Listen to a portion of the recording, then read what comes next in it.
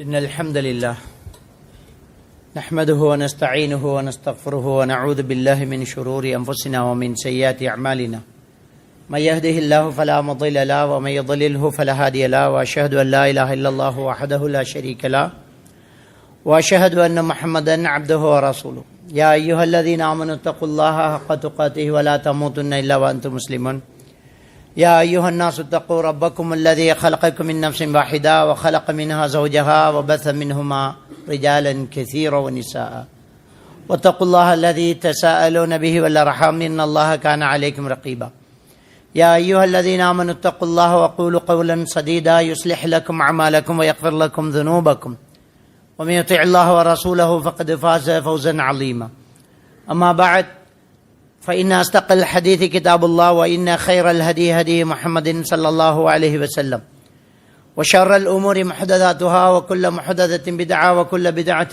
ضلالة وكل ضلالة في النار சர்வ புகழும் புகழ்ச்சியும் எல்லாம் வல்ல அல்லாஹ்வுக்கு சுப்ஹானஹு வ தஆலாவுக்கே சலாமும் ஸலவாத்தும் ஸல்லல்லாஹு அலைஹி வஸல்லம் அவர்கள் மீதும் சஹாபாக்கள் தாபீன்கள் தபஅ தாபீன்கள் நல்லோர்கள் எல்லோர் மீதும் என்றென்றும் எப்போதும் உண்டாகட்டுமாக. அன்புக்குரிய அருமை சகோதரர்களே, அல்லாஹ்வுக்கு சுப்ஹானஹு வ தஆலா அவனுடைய திருமறையிலே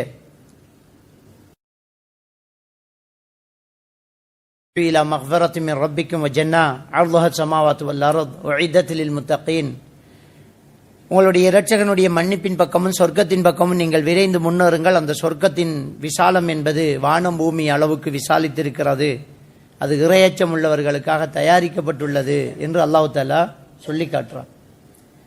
அந்த சொர்க்கம் தயாரிக்கப்பட்டிருக்கிறது இறையச்சம் உள்ளவர்களுக்காக என்று அல்லாஹ் தஆலா விசாலித்து சொல்கிறான். அந்த இறையச்சம் நமக்கு சொர்க்கத்தை தீர்மானித்து தருவதனால் எனக்கும் உங்களுக்கும் எந்த ஒரு வணக்க வழிபாடு சடங்கு சம்பிரதாயம் எதை நாம் நிறைவேற்றினாலும் அதில் இறையச்சம் நமக்கு கட்டாயமாகும்.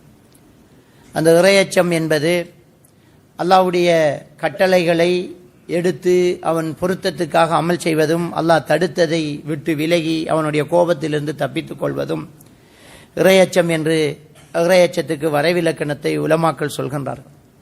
ஆக பாவங்களிலிருந்து நம்மளை பாதுகாத்து கொண்டு அல்லாஹ்வுடைய ஏவல்களை நம்முடைய வாழ்க்கையில் எடுத்து நடந்து கொண்டு நாம் வாழ்வது இறையச்சமாக இருக்கும். சூரா அல் ஹஷ்ர் 7வது வசனத்திலே அல்லாஹ் தஆலா வமா ஆதாக்குமுர் ரசூலு ஃபஹுதூஹு வமா நஹாக்கும் அன்ஹு ஃபன்தஹு, அல்லாஹ்வுடைய தூதர் எதனை கொண்டு வந்தாரோ அதை எடுத்து நடங்கள், எதை விட்டு தடுத்தாரோ அதை விட்டு விலகிக் கொள்ளுங்கள் என்று சொல்கின்றான். அது இறையச்சத்திற்குரிய ஒரு வரைவிலக்கணமாக இருக்கிறது. அது மாதிரி நபிகள் நாயகம் ஸல்லல்லாஹு அலைஹி வஸல்லம் அவர்கள் நமக்கு கட்டளையிட்ட சொல்லித்தந்த விடயங்களை எல்லாம் நாம் எடுத்து நடக்க வேண்டும். அல்லாஹ்வுடைய தூதர் ஸல்லல்லாஹு அலைஹி வஸல்லம் அவர்கள் நமக்கு சொல்லி காட்டுகின்றார்கள், குல்லுக்கும் ராயின் வ குல்லுக்கும் மஸூலின் அன் ரஅய்யத்திஹி, நீங்கள் ஒவ்வொருவரும் கண்காணிப்பாளர்கள், உங்களுடைய கண்காணிப்பு பற்றி நாளை மறுமையிலே நீங்கள் விசாரிக்கப்படுவீர்கள் என்று அல்லாஹ்வுடைய தூதர் ஸல்லல்லாஹு அலைஹி வஸல்லம் அவர்கள் நமக்கு சொல்லி காட்டுகின்றார்கள். அபூ ஹுரைரா ரலியல்லாஹு தஆலா அவர்கள் அறிவிக்கக்கூடிய முஸ்லிம் கிரந்தத்திலே பதிவாயிருக்கக்கூடிய ஒரு ஹதீஸ் 1480வது ஹதீஸ், பெருமானார் ஸல்லல்லாஹு அலைஹி வஸல்லம் அவங்க சொல்லி காட்டுறாங்க, இஹ்ரிஸ் அலா மா யன்ஃபஉக் வலா தஅஜஸ் வஸ்தஈன் பில்லாஹ், உனக்கு பிரயோஜனம் தரக்கூடிய விஷயத்தில் நீங்கள் முயற்சி செய்து கொண்டே இருங்கள், அதில் எப்போதுமே நீங்கள் தோத்து விடாதீர்கள், அல்லாஹ்விடம் உதவி தேடுங்கள் என்று அல்லாஹ்வுடைய தூதர் ஸல்லல்லாஹு அலைஹி வஸல்லம் அவர்கள் சொல்லி காட்டுகின்றார்கள். எந்த ஒரு காரியம் நமக்கு இம்மையிலும் மறுமையிலும் பிரயோசனம் தருமோ அந்த காரியத்திலே நாம் முழுமூச்சாக ஈடுபட்டு முன்னேறிக்கொண்டே இருக்க வேண்டும். அதுக்கு வயதில்லை கிடையாது, இருக்கக்கூடிய போது நாம் அதனை பயன்படுத்தி கொள்ள வேண்டும் என்ற ஒரு விடயத்தை நபிகள் நாயகம் ஸல்லல்லாஹு அலைஹி வஸல்லம் அவர்கள் அந்த ஹதீஸிலே நமக்கு சொல்லி காட்டுகின்றார்கள். நாம் ஒவ்வொருவரும் பொறுப்புதாரிகள், அந்த பொறுப்புகள் பற்றி நாளை மறுமையிலே விசாரிக்கப்படுவோம். அந்த விசாரணை நாளை மறுமையிலே ஒவ்வொருவருக்கும் இடம்பெறும் என்ற அச்சத்தோடு நாம் வாழ வேண்டும். அல்லாஹ்வுடைய தூதர் ஸல்லல்லாஹு அலைஹி வஸல்லம் அவர்கள் நமக்கு பொறுப்புகளை தந்திருக்கின்றார்கள். குறிப்பாக நம்முடைய சமுதாயத்தினுடைய முள்ளந்தன்று என்று சொல்லக்கூடியவர்கள் இளைஞர்கள். அந்த இளைஞர்களை பற்றி சிறப்பித்து அல்லாஹ்வுடைய தூதர் ஸல்லல்லாஹு அலைஹி வஸல்லம் அவர்களும் சொல்லி காட்டுகின்றார்கள். அல்லாஹ்வுடைய திருமறை வசனங்களும் சொல்லி காட்டுகிறது. சூரத்துல் அன்பியா 60வது வசனத்திலே அல்லாஹ்வுக்கு சுப்ஹானஹு வ தஆலா இப்ராஹிம் அலைஹிஸ்ஸலாத்து வஸலாம் இப்ராஹிம் அலைஹிஸ்ஸலாத்து வஸலாம் அவர்களை பற்றி சொல்லக்கூடிய அந்த வசனம் சூரத்துல் அன்பியா 60வது வசனம், ஸமீனா ஃபதன் யகூலுஹு, ஒரு இளைஞன் இந்த விஷயத்தை சொல்லிக் கொண்டிருந்ததை நாம் கேள்விப்பட்டோம். யுகாலு லஹு இப்ராஹிம், அவருடைய பெயர் கூட இப்ராஹிம் என்று. அந்த இப்ராஹிம் அலைஹிஸ்ஸலாத்து வஸலாம் அவர்களை ஒரு இளைஞனாக அல்லாஹ் தஆலா ஒரு இளைஞன் என்று சொல்லி அவருடைய புரட்சியை சொல்லி காட்டுகின்றான். அவருடைய சரித்திரம் நமக்கெல்லாம் தெரியும். அவரும் புரட்சி செய்து இந்த உலகத்திலே சொல்லொன்னா துயர் ஒருவர்தான் இப்ராஹிம் அலைஹிஸ்ஸலாத்து வஸலாம் அவர்கள். சூரா முஹம்மது 31வது வசனத்திலே அல்லாஹ் தஆலா சொல்லி காட்டுறான், வல நபுலுவன்னக்கும் பிஷையின் வல நபுலுவன்னக்கும் ஹத்தா நஅலமல் முஜாஹிதீன மின்கும் வஸாபிரீன். உங்களை யார் தியாகி யார் பொறுமையாளி என்று காணும் வரைக்கும் உங்களை நாம் சோதிப்போம் என்கிறான். அதே மாதிரி சூரத்துல் பக்ரா 155 156வது வசனத்திலே சொல்லி காட்டுகின்ற போது வல நபுலுவன்னக்கும் பிஷையின் மினல் கௌஃபி வல் ஜூஇ வ நக்ஸி மினல் அம்வால் வல் அன்ஃபுஸி வ ஸமராத் ஃபபஷ்ஷிரி ஸாபிரீன். உங்களை பயத்தால, பசியால, விளைச்சல் சேதத்தால, பொருளாதார சேதத்தால, உயிர் சேதத்தால நாம் சோதிப்போம் நபியே. அந்த சோதனையின் போது பொறுமையாக இருப்பவர்களுக்கு நீங்க நன்மாராயணன் சொல்லுங்கிறோம். அப்ப சோதனைகள் எல்லாம் நமக்கு வெறும், கண்டிப்பாக அந்த சோதனைகள் வெறும், அந்த சோதனையில் வெற்றி பெற வேண்டும். அந்த சோதனையில் நாம் சோர்ந்து விடக்கூடாது. இந்த உலகம் என்பது நாம் வாழ வந்த இடம் அல்ல, நாம் வாழ்க்கைக்காக தயார் செய்ய வந்த இடம். ஒரு மூமினை பொறுத்த வரைக்கும் பிறக்கும் போதே இறப்பு செய்தி வந்து விடுகிறது. சூரா அல் ஹதீத் 22வது வசனத்திலே அல்லாஹ் தஆலா சொல்லி காட்டுகிறான், உங்களை படைப்பதற்கு முன்னால் உங்களுக்கு என்ன நடக்கும் என்பதை மின் கபிலி அன் நபரஹா நாம் எழுதிவிட்டோம் என்று அல்லாஹ் தஆலா சொல்லி காட்டுகிறான். மரணத்துக்கு பின்னால் உள்ள வாழ்க்கைக்காகத்தான் நாம் வாழ்கிறோம். அந்த வாழ்க்கையே மரணத்துக்காகத்தான். ஆனால் நாம் மரணிப்பது வாழ்வதற்காக. அந்த வாழ்க்கையில் நாம் வெற்றி பெற வேண்டும் என்றால் இந்த உலகத்தின் பல சோதனைகள் வரும். அந்த சோதனைகளை நாம் தாங்கித்தான் ஆக வேண்டும். அந்த சோதனைகளில் நாம் பொறுமை காத்துக் கொள்ள வேண்டும் என்பதை எல்லாம் இந்த வசனம் நமக்கு சொல்லித் தருகிறார். பல தியாகங்கள் செய்து சோதனைக்குள்பட்டு அல்லாஹ்வுடைய மார்க்கத்தை உறுதியாக நாம் பின்பற்றி வாழ்வதுதான் நம்முடைய ஈமானிய வெற்றிக்கு முக்கியமான ஒரு காரணம் என்பதை எல்லாம் நாம் புரிந்து கொள்ள வேண்டும். சூரா ஃபுஸ்ஸிலத் 30வது வசனத்தில் கூட அல்லாஹ் தஆலா ஒரு மனிதனுடைய உயிரை கைப்பற்றும் போது கூட யாரெல்லாம் அல்லாஹ் என் ரப்பு என்று சொல்லி அதில் உறுதியாக இருக்கிறார்களோ அவர்களிடத்தில் மலக்குமார்கள் வந்து லா தகாபு லா தஹ்சனு, பயப்பட வேண்டாம், கவலைப்பட வேண்டாம், உங்களோடு நான் இருக்கிறேன், இம்மையிலும் மறுமையிலும் நாங்கள் இருக்கிறோம், அந்த சொர்க்கம் உங்களுக்கு வாக்களிக்கப்பட்டது கண்டிப்பாக கிடைக்கும், அந்த சொர்க்கத்தில் ஃபீஹா மா தத்உன், நீங்கள் என்னெல்லாம் கேட்கிறீர்களோ அதெல்லாம் கிடைக்கும் என்று நன்மாராயன் சொல்லி ஆசை ஊட்டி அந்த உயிரை கைப்பற்றுவதாக அல்லாஹ் தஆலா சூரா ஃபுஸ்ஸிலத்திலே சொல்லி காட்டுவதை எல்லாம் நாங்கள் பார்க்கிறோம். அன்புக்குரியவர்களே, இந்த சோதனைக்குட்பட்டு இந்த உலகத்தில் வாழ்கின்ற போதே மனோ இச்சைக்கு மாறு செய்ய வேண்டும். ஷைத்தான் சில ஆசைகளை நமக்கு அள்ளித் தருவான். அந்த ஆசைகளில் எல்லாம் மயங்கிவிட்டால் மாபெரும் துயரத்துக்கு உள்ளாக வேண்டி வரும். அந்த மறுமையில் நாம் வெற்றி பெற வேண்டும் என்றால் சோதனைக்கு ஆளாகிறோம். அந்த சோதனையில் வெற்றி பெற வேண்டும். நமக்கு தரப்பட்ட பொறுப்புகளை நாம் சரியாக நிறைவேற்ற வேண்டும். நாம் இந்த சமுதாயத்தினுடைய எதிர்கால முள்ளந்தன்று என்று சொல்லக்கூடிய இந்த இளைஞர் சமுதாயத்தை பாதுகாத்துக் கொள்ள வேண்டும். அந்த இளைஞர் சமுதாயம் என்பது மிக முக்கியமான ஒரு விடயம். அல்லாஹ்வுடைய தூதர் ஸல்லல்லாஹு அலைஹி வஸல்லம் அவர்கள் சொன்ன ஒரு ஹதீஸ் புகாரி கிரந்தத்திலே பதிவாயிருக்கக்கூடிய ஒரு ஹதீஸ், சபஅத்துன் யுலில்லுஹுமுல்லாஹு ஃபி லில்லிஹி யௌம லா லில்ல இல்லா லில்லுஹு. நாளை மறுமையிலே அந்த மஹ்ஷர் வழியிலே அல்லாஹ்வுடைய நிழல் தவிர வேறு எந்த நிழலும் இல்லாத அந்த நாளிலே 7 சாராருக்கு அல்லாஹ் தஆலா நிழல் கொடுக்கிறான். முதலாவது சொல்லி காட்டுகிறான் இமாம் ஆதில், நீதம் செலுத்தக்கூடிய ஒரு தலைவன். இரண்டாவது சொல்லி காட்டுகிறான் ஷாபுன் நஷா ஃபி இபாதத்தில்லாஹ், அல்லாஹ்வுடைய வணக்கத்தில் வளர்ந்த வாலிபன் என்று அல்லாஹ்வுடைய தூதர் ஸல்லல்லாஹு அலைஹி வஸல்லம் அவர்கள் சொல்லி காட்டுகின்றார்கள். முஸ்லிம் கிரந்தத்திலே 1974வது ஹதீஸாக நபிகள் நாயகம் ஸல்லல்லாஹு அலைஹி வஸல்லம் அவர்கள் யா மஅஷர ஷபாப், மனித இளைஞர் சமுதாயமே என்று விളിக்கக்கூடிய ஹதீஸை நாம் காண்கிறோம். இளைஞர் சமுதாயமே என்ற அந்த இளைஞர்கள் மிக முக்கியமானவர்கள். அந்த இளைஞர்கள் இந்த சமுதாயத்தின் முள்ளந்தண்டுகள். அந்த இளைஞர்கள் எவ்வளவு நல்லவர்களாக இருக்கின்றார்களோ அந்த சமுதாயம் அவ்வளவு நல்லவர்களாக இருக்கும். இளைஞர்களின் வயது எல்லை என்ன என்பதில் சமூகவியலாளர்களிடத்திலே பல கருத்துக்கள் இருக்கிறது. திருமண வயது வரை இளைஞர் சமுதாயம் என்று ஒரு சிலர் சொல்கின்றார்கள், டீனேஜ் வயசுதான் இளைஞர் சமுதாயம் என்று சொல்கின்றார்கள். ஆனால் அல்லாஹ் சுப்ஹானஹு வ தஆலா சூரத்துல் அஹ்காஃபினுடைய 15வது வசனத்தை வைத்து இஸ்லாமிய சமுதாயம் இளைஞர்கள் என்பது பருவ வயதை அடைந்ததிலிருந்து 40 வயது வரை என்று சொல்கின்றார்கள். அந்த சூரத்துல் அஹ்காஃப் 15வது வசனத்தில் அல்லாஹ் தஆலா பெற்றோர்களுக்கு பணிவிடை செய்யுமாறு ஏவுகின்ற போது ஹத்தா அஷுத்தஹு வ பலக 40 சனா என்கிறான். பருவ வயதை அடைந்ததிலிருந்து 40 வயது வரை என்கிறான். அதான் அந்த இளைஞர் சமுதாயம். திருமணம் முடிக்கவில்லையோ 40 வயது வரைக்கும் இளைஞர்கள் தான், இளைஞனிகள் தான், ஆணோ பெண்ணோ அந்த இளைஞர் சமுதாயம். அந்த இளைஞர்கள் மிக முக்கியமானவர்கள். அந்த இளைஞர் சமுதாயம் சாதிக்க வேண்டியது. அந்த இளைஞர் சமுதாயம் பாழடைந்தால் எதிர்காலம் பாழாய்ந்து விடும். நம்முடைய எதிர்கால சந்ததிகளை நிர்ணயிக்கக்கூடியவர்கள் நம்முடைய இளைஞர் சமுதாயம் தான். அவர்களை அல்லாஹ்வுடைய தூதர் ஸல்லல்லாஹு அலைஹி வஸல்லம் அவர்கள் பல பணிவிடைக்காக அழைத்துக் கொள்கின்றார்கள். தொழுகைக்கு பள்ளிவாசலுக்கு வராமல் வீட்டிலே தொழக்கூடியவர்களை வீட்டோடு சேர்த்து எரிக்க என் மனம் ஆசைப்படுகிறது என்று ஸல்லல்லாஹு அலைஹி வஸல்லம் அவர்கள் சொல்லும்போது சொல்கின்றார்கள், இளைஞர்களை அழைத்துக் கொண்டு விறகுகளை சேகரித்துக் கொண்டு அவர்களோடு போய் செய்ய மனம் நாடுகிறது என்றார்கள். அந்த காரியத்துக்கு கூட இளைஞர்கள் தேவை என்கின்றார்கள். அந்த இளைஞர் சமுதாயம் என்பது மிக முக்கியமான ஒரு விஷயம். அந்த இளைஞர்கள் பாழாக போவதை நாங்கள் இன்றைக்கு கண்கூடாக காணக்கூடியதாக இருக்கிறது. இந்த இளைஞர் சமுதாயம் என்பவர்கள் இன்றைக்கு பெற்றோர்களை கண்காணித்து பெற்றோர்களை அவர்கள் வழிநடத்தக்கூடியவர்களாக மாறியிருப்பது வேதனைக்குரிய ஒரு விடயமாக இருக்கிறது. இளைஞர்களை நாம் கண்காணிக்க வேண்டும், இளைஞர்களுக்கு வழிகாட்டியாக இருக்க வேண்டும், இளைஞர்களுக்கு நாம் கட்டளையிட வேண்டும். அந்த சின்ன வயதிலிருந்து அந்த பிள்ளைகளுக்கு நாம் கட்டளையிட்டு அவர்களை நல்ல நேர்வழிப்படுத்த வேண்டும். ஆனால் இன்றைய காலகட்டம் மேற்கத்திய கலாச்சாரத்தை கொஞ்சம் கொஞ்சமாக எடுத்துக்கொண்டு வருவதை நாங்கள் அவதானிக்கக்கூடியதாக இருக்கிறது. சூரத்துல் மாயிதா 5வது அத்தியாயத்தினுடைய 51வது வசனத்திலே அல்லாஹ் தஆலா சொல்வதை போன்று, யா அய்யுஹல்லதீன ஆமனு லா தத்தഖிதுல் யஹூத வன் நஸாரா அவுலியா, ஈமான் கொண்டவர்களை யூதர்களையும் கிறிஸ்தவர்களையும் உங்களுடைய பொறுப்புதாரிகளாக வழிகாட்டிகளாக எடுத்துக்கொள்ள வேண்டாம். பஅதுஹும் அவுலியா பஅல், உங்களை எதிர்க்கின்ற விடயத்தில் அவர்கள் தங்களுக்குள் ஒன்று சேர்ந்து கொள்கின்றார்கள். யார் அவர்களை பின்பற்றுகின்றார்களோ அவர்களும் அவர்களை சார்ந்தவர்கள் தான். அநியாயக்கார கூட்டத்துக்கு அல்லாஹ் ஒருபோது நேர்வழி காட்ட மாட்டான் என்று 5வது அத்தியாயத்தின் 51வது வசனம் சொல்லி காட்டுகின்றது. இன்றைக்கு நாம் யாரை பின்பற்றுகிறோம், எந்த சமுதாயத்தை பின்பற்றுகிறோம்? மெல்ல மெல்ல மேற்கத்திய கலாச்சாரம் நமக்கு வந்து விடுகிறது. பிள்ளைகளை அடித்து அதட்டி பிள்ளைகளை கண்டித்து நேர்வழிப்படுத்தி வளர்க்க வேண்டும் என்ற நம்முடைய இன்றைய பழக்க வழக்கங்கள் எல்லாம் தொடக்கூடாது, அடிக்கக்கூடாது, அவர்களை தொட்டு கூட பார்க்கக்கூடாது என்ற ஒரு நிலைக்கு நாம் ஆளாகி விடுகிறோம். நாம் அடிக்காமல் வளர்த்த பிள்ளைகள் வளர்ந்து பெரியவனானதும் இன்றைக்கு போலீஸ்காரன் அடிக்கிறோம். ஏன்னா நம்ம நேர்வழி காட்டல.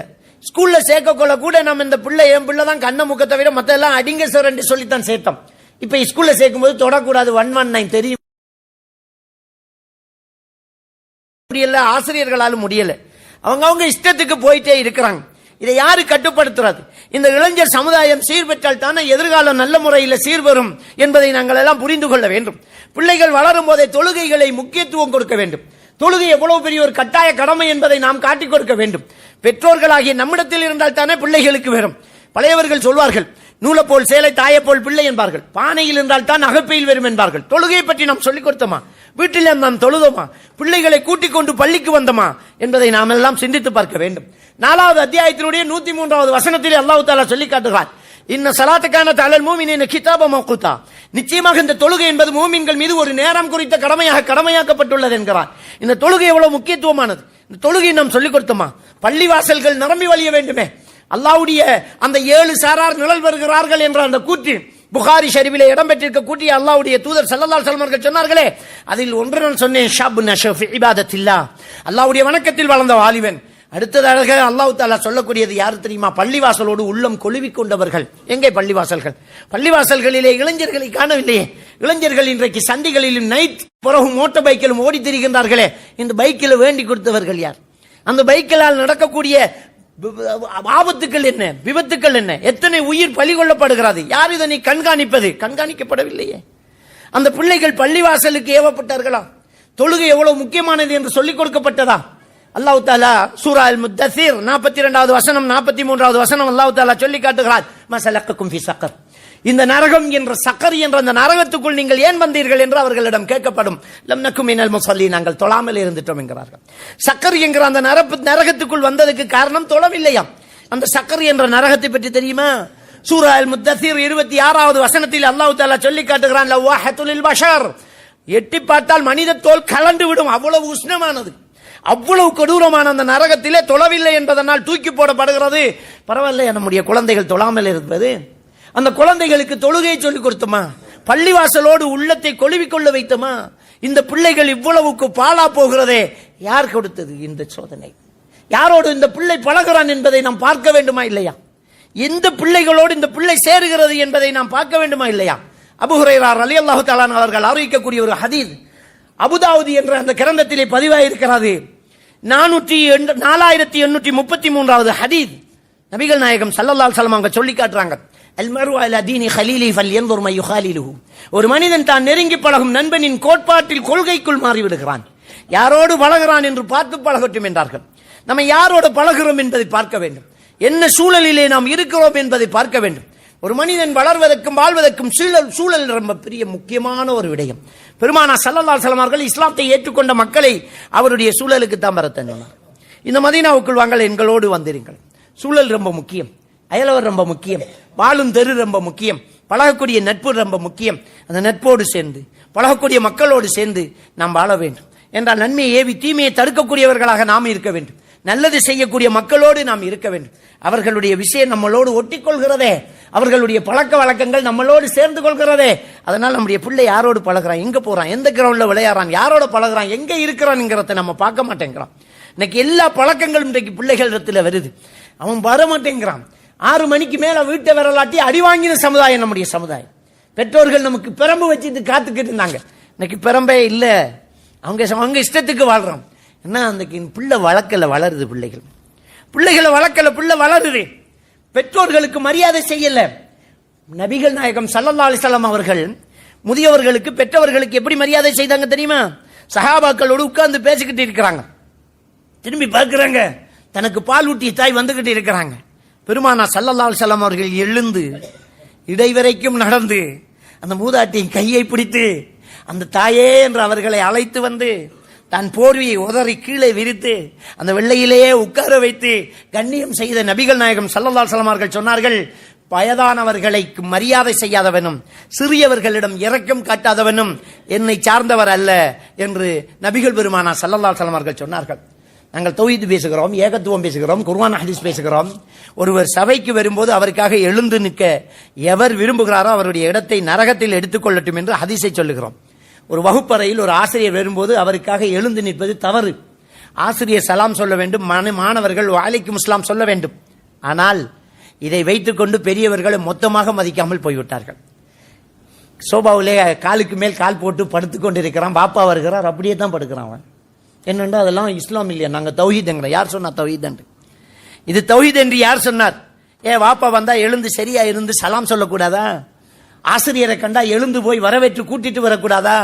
வயதானவர்களுடைய வார்த்தைக்கு மரியாதை கொடுக்க கூடாதா? அவர்களுடைய பேச்சுக்களை கேட்கக்கூடாதா? பெரியவர்களை மதிக்க கூடாதா? மதிக்க வேண்டும். பெரியவர்களை மதிக்க வேண்டும், வயதானவர்களை மதிக்க வேண்டும், சிறியவர்களிடம் இரக்கம் காட்ட வேண்டும். இதையெல்லாம் நபிகள் பெருமானா ஸல்லல்லாஹு அலைஹி வஸல்லம் அவர்கள் நமக்கு சொல்லித் தருகிறார்கள். அந்த பழக்க வழக்கங்கள் இல்லை. அவர்கள் கேட்பதையெல்லாம் வேண்டிக் கொடுக்கின்றோம். இது இந்த காலம், இது ஃபேஷன் என்றெல்லாம் நாம் சொல்லுகிறோம். எது எந்த காலம்? எந்த காலம் எந்த காலம் என்று பிரித்து பார்க்கிறதா இஸ்லாம் இருக்கிறது? இந்த இஸ்லாம் எந்த காலத்துக்கும் பொருத்தமான மார்க்கம் தான் இது. மனிதர்களுடைய கலாச்சாரமும் நடைமுறைகளும் மாற மாற அந்த சமுதாயத்துக்கு ஏற்ற மாதிரி ஒவ்வொரு நபிமார்களை அல்லாஹ் அனுப்பி வைத்தார். ஆனால் நபிகள் நாயகம் ஸல்லல்லாஹு அலைஹி வஸல்லம் அவர்களை இறுதி காலம் வரைக்கும் ஒன்றாகத்தான் அனுப்பினான். இவருடைய கலாச்சாரம், இவருடைய சொல்லு, இவருடைய பேச்சு எல்லாமே எல்லா காலத்துக்கும் பொருத்தும். இன்னும் எத்தனை ஆயிரம் ஆண்டுகள் இந்த உலகம் இருந்தாலும் அந்த உலகத்துக்கு அல்லாஹ்வுடைய தூதருடைய வழிகாட்டுதல் பொருந்தும். அவ்வளவு அற்புதமான ஒரு மார்க்கத்தை அல்லாஹ் தஆலா நமக்கு தந்திருக்கிறார். பெருமானா ஸல்லல்லாஹு அலைஹி வஸல்லம் அவர்கள் தாடியை வலிக்க வேண்டாம், தாடியை சிரைக்க வேண்டாம் என்று சொன்னால் அது எல்லா காலத்துக்கும் பொருந்தும். அல்லாஹ்வுடைய தூதர் ஸல்லல்லாஹு அலைஹி வஸல்லம் அவர்கள் கரண்டை காலுக்கு மேல் உடுக்க சொன்னால் அது எல்லா காலத்துக்கும் பொருந்தும். இந்த காலத்துக்கு எப்படி என்று கேட்பதற்கு நமக்கு எந்த தகுதியும் கிடையாது. அழகு எது, அந்தஸ்து எது, கௌரவம் எது என்று தீர்மானிப்பதற்கு நமக்கு எந்த அருகதையும் கிடையாது. அல்லாஹ்வுடைய தூதர் ஸல்லல்லாஹு அலைஹி வஸல்லம் அவர்கள் நமக்கு ஒரு கலாச்சாரத்தை தந்து விட்டார்கள். சூரத்துல் அஹ்ஸாப் 33வது அத்தியாயத்தினுடைய 21வது வசனத்திலே அல்லாஹ் தஆலா சொல்லி காட்டுகிறார், லக்கத் கான லக்கும் ஃபீ ரசூலில்லாஹி உஸ்வத்துன் ஹஸனா. உங்களுக்கு இந்த அல்லாஹ்வுடைய தூதரிலே ஒரு அழகிய முன்மாதிரி இருக்கிறது என்று சொல்லிவிட்டார். அல்லாஹ்வுடைய தூதர் சொல்லி தந்ததுதான் மார்க்கம். அதிலே முன்மாதிரி இருக்கிறது இறுதி காலம் வரைக்கும். நம்மளால் மாற்ற முடியாது. நானும் நீங்களும் இந்த உலகத்தில் உள்ள உலமாக்களும் ஒன்று சேர்ந்து மசோரா பண்ணி அல்லாஹ்வுடைய தூதருடைய கலாச்சாரத்தை மாற்ற முடியாது. நம்முடைய ஒரு கலாச்சாரத்தை வேறு ஒரு விதமாக திருப்ப முடியாது. நபிகள் நாயகம் ஸல்லல்லாஹு அலைஹி வஸல்லம் அவர்கள் சொல்லிவிட்டார்கள், மன் அமில அமலன் லைஸ அலைஹி அம்ருனா ஃபஹுவ ரத்துன். யாராவது ஒரு காரியத்தை செய்து விடுகிறார், அதில் எங்களுடைய எந்த ஒரு வழிகாட்டுதலும் இல்லை என்றால் அந்த விஷயம் ரத்து செய்யப்படும், ஏற்றுக்கொள்ளப்படாது என்று நபிகள் நாயகம் ஸல்லல்லாஹு அலைஹி வஸல்லம் அவர்கள் சொன்ன ஹதீஸை நாம் நோக்க வேண்டும். நம்முடைய வாலிபர்கள் இளைஞர்களுக்கு நாம் கொடுக்கக்கூடிய கலாச்சாரம் இஸ்லாமிய கலாச்சாரமாக இருக்க வேண்டும். அவர்களுக்கு தொழுகையிலே பயபக்தியை உண்டாக்க வேண்டும். அவர்களை நாம் கண்காணிக்க வேண்டும். கூடவே நாமும் நண்பர்களாக பழக வேண்டும். அவர்களோடு நாமும் சேர்ந்து பயணிக்க வேண்டும். யாரோடு பழகிறான் என்று பார்த்து பழக வேண்டும். யாரோடு இருக்கிறான் என்பதை அவர்கள் விளையாடக்கூடிய கிரவுண்டுக்கு போய் பாருங்க. அவர்கள் பழகக்கூடிய நண்பர்களை வீட்டை கொண்டு வந்து ஒரு பார்ட்டி வச்சு அவங்க எல்லாரையும் விசாரிச்சு பாருங்க. ஏன் லேட் ஆகிறான்ங்கிறத பாருங்க. ஒவ்வொருவரும் நாம் இந்த விஷயத்தில் ரொம்ப கவனமாக இருக்க வேண்டும். ஆணாக இருந்தாலும் பெண்ணாக இருந்தாலும் அவங்க தனித்து பயணிப்பதும் தனித்து இருப்பதும் தப்பான ஒரு விடயம் என்பதை நாம் புரிந்து கொள்ள வேண்டும். அல்லாஹ்வுடைய தூதர் ஸல்லல்லாஹு அலைஹி வஸல்லம் அவர்கள் சொன்னார்களே, 7 வயதை அடைந்தால் தொழுகை கொண்டு ஏவுங்கள், 10 வயதை அடைந்தால் தொழுகை கொண்டு அடியுங்கள் என்றார்கள். அது மட்டுமா சொன்னார்கள்? அதுக்கு அடுத்த ஒரு பகுதியை சொன்னார்கள், ஃபர்ரிகு பைன மதாஜிஹிம். அவர்களுடைய படுக்கையை பிரித்து விடுங்கள் என்றார்கள். 10 வயதை அடைந்தால் பெற்றோரோடு பிள்ளைகள் தூங்கக்கூடாது, காக்காவும் தம்பியும் தூங்கக்கூடாது, பாப்பாவும் மகனும் பக்கத்தில் இருக்கக்கூடாது, உம்மாவும் மகளும் இருக்கக்கூடாது. ஏன்? தூக்கத்திலே நாம் நாமாக இருக்க மாட்டோம். நம்முடைய கை எங்க வேண்டும் என்றாலும் விழலாம், நம்முடைய ஆடை எப்படி வேண்டும் என்றாலும் விலகலாம். ஆக 10 வயது ஆனால் படுக்கையை பிரிக்க சொல்லுகிறது பெற்றோர்களுக்கு கூட. ஆனால் இன்றைக்கு இண்டிவிஜுவல் கிளாஸ் வைக்கிறோம். தனியா ரூம்ல விட்டுட்டு குர்ஆன் மதரசா நடத்துறோம். அவர் ஹஸரத் வந்து ஓதிக்கிறார். யார் ஹஸரத் என்றால் அல்லாஹ்வுடைய தூதர் ஸல்லல்லாஹு அலைஹி வஸல்லம் அவர்கள் இந்த ஹஸரத்துமார்க்கெல்லாம் ஹஸரத், அவுலியாக்களுக்கெல்லாம் அவுலியாக்கள், மகான்களுக்கெல்லாம் மகான், பெரியார்களுக்கெல்லாம் பெரியார்கள், உயிரோடு வாழும் போதே சொர்க்கம் என்ற நன்மாராயன் சொல்லப்பட்ட அந்த சஹாபாக்களை பார்த்து தான் சொன்னார்கள், ஒரு ஆணும் பெண்ணும் தனித்திருந்தால் மூன்றாவது ஷைத்தான் என்றார்களே, அந்த சஹாபாக்களை விடவா நாம் பெரியவர்கள்? நாம் அவர்களை விடவா பெரியவர்கள்? ஹஸரத் என்றால் என்ன, தாடி வைத்தால் என்ன, பர்தா போட்டால் என்ன, மெரிய மகான் என்றால் என்ன, தாடி வளர்த்த கிழவன் என்றால் என்ன? மனுஷனா தான் இருப்பான். தனித்து பயணிக்க கூடாது. யாராக இருந்தாலும் தனித்து இருக்க கூடாது. தனியே ஆட்டோவில் அனுப்புறோம், தனியே கிளாஸுக்கு அனுப்புறோம், நேரம் கடந்த வகுப்பு நடத்துறோம், எங்க போறான் என்ன செய்யறான்னு தெரியல, வயது மீறிய நட்புகள் உருவாகுது. இதனால ஏற்படக்கூடிய விபரீதங்களை எல்லாம் நாம் சிந்திச்சு பார்க்க வேண்டும். எவ்வளவோ விஷயங்களை கேள்விப்பட்டோம். அவனா இப்படியா நடந்துட்டு, சாச்சாவா இப்படி நடந்துட்டான், மாமாவா இப்படி நடந்துட்டான், பக்கத்து வீட்டுக்காரனா இப்படி நடந்துட்டான், பாப்பாவா கைய வச்சுட்டான். கேட்கிறோமே, நம்ம கேட்டு பாதுகாப்பு அளிக்கிறோமா? நம்ம பாதுகாப்பு அளிக்கிறோமா? இருக்கலையே. நேரம் கடந்த கிளாஸ் வைக்கிறோம். நைட்டு கிளாஸுக்கு போன மகளை காணல ரோட்ல நின்று தேரம். அன்புக்குரியவர்களே, இப்படித்தான் மானத்தை இழந்து நம்ம படிச்சு பட்டம் பெறணும். தேவைதானே அந்த பட்டம்? அல்லாஹ் மாலை மறுமையில கபர்ல கேள்வி கணப்பது டிகிரி முடிச்சா, டிப்ளமா முடிச்சா, PhD முடிச்சான்னு கேட்பானா? தொழுகையை பற்றி கேட்கப்படும் சகோதரர்களே, ஈமான பற்றி கேட்கப்படும். உங்களுக்கு அனுப்பப்பட்ட ஒரு நபி, அவரை பற்றி நீ என்ன சொல்றேன்னு கேட்கப்படும். அவரை பின்பற்றி இருந்தால் தான் அல்லாஹ்வுடைய தூதர் என்று சொல்வான். அவரை பின்பற்றவில்லை என்றால் ஹஹா லாதிரி சமீபனா செய்யக்கூலுனதா, எனக்கு தெரியாது, அந்த பெயர் சொல்ல மக்கள் சொல்ல கேள்விப்பட்ட ஞாபகம் முடியலையே என்று கபரிலே அவன் பதில் செல்வான் என்று நபிகள் நாயகம் ஸல்லல்லாஹு அலைஹி வஸல்லம் சொன்ன ஹதீஸ் முஸ்னத் தயாலிஸ், முஸ்னத் அஹ்மத், முஸ்னத் அபி இலா, புகாரி, முஸ்லிம் போன்ற கிரந்தங்களில் பதிவாயிருக்கக்கூடிய ஹதீஸ் சகோதரர்களே. ஆக நாம் நபிகள் நாயகம் ஸல்லல்லாஹு அலைஹி வஸல்லம் அவர்களை பின்பற்ற வேண்டும். அவர்களுடைய வழிகாட்டுதலை நம்முடைய பிள்ளைகளுக்கு எடுத்துக்காட்ட வேண்டும். அந்த பிள்ளைகளை நேர்வழிப்படுத்த வேண்டும். தொழுகையில முக்கியத்துவம், அஜ்னபி மஹரமி உறவு பேண வேண்டும். ஒரு ஆணும் பெண்ணும் தனிச்சிருக்க கூடாது. இன்னைக்கு போன் பாவனை அதிகமாகி விட்டது. இந்த போனிலே எல்லாருக்கும் பெரியவன் சின்னவன், கல்யாணம் முடிக்கான், எல்லாருக்கும் பாய் ஃப்ரெண்டு கேர்ள் ஃப்ரெண்டு. முன்னொரு காலத்துல boy friend girl friend lovers இருந்துச்சு. இப்ப ரெண்டுக்கு நடுவில் கிறிஸ்டியன் வந்தாச்சு. கிறிஸ்டியன் அதுக்கு பேர் வச்சுக்கிட்டாங்க. கிறிஸ்டியன் ஒன்று ரெண்டுக்கு நடுவுலையா? அது ஒன்றுமில்லையா? அது இந்த உலகத்தில் அது இருக்கணுமா? யாரு சொன்னது இருக்கணும் என்று? இஸ்லாம் சொல்லிச்சா? எப்படி நீ பேசுவ? உடலால் மட்டுமா? குரலாலும் தனித்திருக்க கூடாது என்பதுதான் அல்லாஹ்வுடைய திருக்குர்ஆன் வசனம் 33வது அத்தியாயத்தினுடைய 32வது வசனம். அல்லாஹ்வுடைய குர்ஆன் சொல்லி காட்டுகிறது, வலா தஹ்பஅன பில் கவுல், பெண்களே அந்நிய ஆண்களிடம் குலைந்து பேச வேண்டாம் என்கிறான். இந்த போனுக்கு இப்ப வந்த வசனம் மாதிரி அது இருக்குதா இல்லையா? இப்ப வந்த வசனம் மாதிரி இருக்கிறது. வலா தஹ்பஅன பில் கவுல், குலைந்து பேச வேண்டாம். அந்நிய ஆண்களிடம் அப்படி பேச வேண்டாம். வயதுமா அல்லது ஃபீ கல்பிஹி மரத், நீ பேசும்போது காம உணர்வு உள்ளவன், அந்த காம வெறி பிடித்தவன் அதை சுவைக்க தொடங்குவான். குல்ன கௌல மஅரூஃபா, பேச வேண்டிய வேலை வந்தால் பேசுவதை மட்டும் பேசிவிட்டு நிறுத்திவிடு என்று திருக்குர்ஆன் நமக்கு சொல்லி காட்டுகிற அந்த வழிகாட்டுதல் எங்கே? எதுக்கு தேவையில்லாமல் அரச உரசல்கள், எதுக்கு தேவையில்லாத பேச்சுக்கள்? இன்னைக்கு போன்லயே தொங்குறான். ரோட்ல சந்திகளை திருமணம் முடிச்சவன் முடிக்காதவன் எல்லாம் போன் பேசிட்டு சிரிச்சு நிக்கிறான்டா. அடுத்த பக்கமா பேசுறது யார் சகோதரர்களே? ஏன் அதை வீட்டுல பேச முடியாது? மனைவிக்கு முன்னால ஏன் பேச முடியாது? பாப்பா அம்மாக்கு முன்னால ஏன் பேச முடியாது? இன்னைக்கு ஆளுக்கு ஒரு போனை கொடுத்துட்டோம். இந்த பாலா போன கல்வியில இந்த ஆசிரியர்கள் செய்த மிகப்பெரிய ஒரு தவறு என்ன தெரியுமா? ஜூம் கிளாஸ் வந்ததுதான். ஜூம் கிளாஸ் நடத்தாம நேரடியாவே கிளாஸ் நடத்திருந்தா கூட சுனாமியில அந்த கொரோனா நோய் பிடிச்ச ஒரு 10 பேர் தான் செத்துருப்பான். இன்னைக்கு எத்தனை கோடி பேர் செத்துக்கிட்டாங்க தெரியுமா? உசுரோடு செத்த பிணமா மக்கள் அலைஞ்சிட்டு இருக்கிறாங்க. போன்ல என்னெல்லாம் தொடர்புகள் ஏற்படுது, என்னெல்லாம் கலாச்சாரங்கள் சீரழிஞ்சு போச்சு. பப்ஜி, ஃப்ரீ ஃபயர் போன்ற கேம்ல விளையாடி போன்ல எடிக்ட் ஆகி severe form of mental illness ஏற்பட்டாச்சு. மனநோய் பிடித்து இன்றைக்கு பிள்ளைகள் அலைஞ்சு தெரியுது. இன்னைக்கு பிள்ளைகள் எல்லாம் சின்ன விஷயங்களுக்கு கத்துறதும், கையை வெட்டுறதும், சூசைட் பண்றதும், கண்ணாடி எடுத்து கீறதும் எதனால வருது? மனநோயால வருது. பெற்றோர்களை ஓங்கி அடிக்கக்கூடிய பிள்ளைகள் இன்னைக்கு உருவாகுதுண்டா, எதனால வருது? மனநோயால வருது. டோபமைன் என்கிற ஹோமோன் இன்றைக்கு மூளையில் அதிகரித்து பிள்ளைகள் எல்லாம் மனநோயாளி ஆகுது. காரணம் இந்த போன் பாவன். இந்த போனை கூடுதலாக பாவிக்க மனநோய் ஏற்படுது. அதனால அந்த மேற்கத்திய உலகத்தில் போனால ஏற்பட்ட மனநோயாளர்களை பாதுகாத்து வைக்கக்கூடிய இடத்துக்கு டோபமைன் ஃபாஸ்டிங் சென்டர் என்று பேர் வச்சுக்கான் சகோதரர்களே. சகோதரர்களே. டோபமைன் என்றால் அந்த ஹோமோன் பேரு. போன் எடிட் ஆகி பாலா போன பிள்ளைகளுக்கு வைக்க பேரு தான் அந்த டோபமைன் ஃபாஸ்டிங் சென்டர். நம்முடைய நாட்டில் ரீஹபிலிட்டேஷன் சென்டர் என்று போதையில் பாதிக்கப்பட்டவர்களுக்கு வைத்த இடம் மாதிரி மேற்கத்திய உலகத்தில் இன்னைக்கு டோபமைன் ஃபாஸ்டிங் சென்டர் வைச்சிருக்கிறது. காரணம் என்ன? இதுவும் ஒரு போதை. இன்னைக்கு பிள்ளைகள் எல்லார கையிலையும் போன். ஓலவல் பாஸ் ஆனா போன் தாரண்டு பிள்ளைகளுக்கு இருக்காங்க. அதை விட படிக்காமலே வச்சிருந்திக்கலாம். அவனோட சாவம் அவன் செத்து போறான் பாருங்களே. சின்ன சின்ன பிள்ளைகளும் போன். நம்ம பிள்ளை வந்து கேட்குது, என் வகுப்புல உள்ள எல்லா பிள்ளைகளுக்கும் போன் இருக்கு, எனக்கு மட்டும் போன் இல்லை, வேண்டிதான் போன்ங்கிறான். இந்த நேரத்தில் பெற்றோர்கள் திண்டாடி போறாங்க. சின்ன சின்ன பிள்ளைகள்கிட்ட போன், பொம்பளை பிள்ளைகள்கிட்ட போன், பெரியவங்கள்ட்ட போன், தேவையில்லாம போன். இந்த போன் நம்பர்கள், இதுல உள்ள கண்ட்ராக்டுகள், இதுல உள்ள தொடர்பாடல்கள், அனாச்சாரங்கள் தலைவிரிச்சு ஆடிக்கிட்டு இருக்குது. ஆக என்ன காரணம் இருக்கு? எப்படி இதெல்லாம் உருவாகுது? அன்புக்குரியவர்களே, இந்த இளைஞர் சமுதாயம் அது ஆணாக இருந்தாலும் பெண்ணாக இருந்தாலும் நம்முடைய கட்டுக்கோப்புக்குள்ள இருக்க வேண்டும். அல்லாஹ்வுடைய மார்க்கத்தை அவர்களுக்கு சொல்லிக் கொடுக்க வேண்டும். முதல் விஷயம், தொழுகையில் அவர்கள் பேணுதலாக இருக்க வேண்டும். தொழுகை அவர்களுக்கு கண்டிப்பாக கற்றுக் கொடுக்க வேண்டும். தொழுகை நேரத்துக்கு தொழக்கூடியவர்களாக நம்முடைய பிள்ளைகளை மாற்ற வேண்டும். இரண்டாவது விஷயம், அந்த பிள்ளைகளிடத்தில் போன் பாவனை வச்சிருக்க கூடாது. தேவையில்லை போன் பாவனை. ஆசிரியர்களிடம் நீங்க போய் கேளுங்க. நமக்காகத்தான் ஸ்கூல், நமக்காகத்தான் பள்ளிக்கூடம். இன்னைக்கு இந்த நாடு, இந்த அரசாங்கம் முஸ்லிம் பாடசாலை என்று முஸ்லிம்களுக்கு வேறையாக, ஹிந்து பாடசாலை என்று ஹிந்துக்களுக்கு வேறையாக ஏன் வச்சிருக்கிறோம்? நம்ம கலாச்சாரத்தை நாம செய்யணுங்கிறதுக்காகத்தானே. ஒவ்வொரு மதத்தின் பேர்லையும் ஸ்கூல்ல கவர்மெண்ட் தந்துட்டான். ஜனநாயக நாடு தந்திருக்குது. முஸ்லிம் மத்திய மகாவித்யாலயம், ஹிந்து மத்திய மகாவித்யாலயம், கிறிஸ்தவ மத்திய மகாவித்யாலயம், அப்ப புத்த மத்திய மகாவித்யாலயம் ஏன் தந்திருக்கிறான்? உங்க கலாச்சாரத்தை நீங்க செய்யுங்க. அதனாலதான் நம்ம பர்தா போட்டு போறோம், அதனாலதானே நம்ம தொப்பி போட்டுக்கு போறோம், அதனாலதான் கராத்தோதி வகுப்பு ஆரம்பிக்கிறோம். அப்ப இஸ்லாமிய அடிப்படையில் நம்ம ஸ்கூல்ல நடத்தலாமா இல்லையா?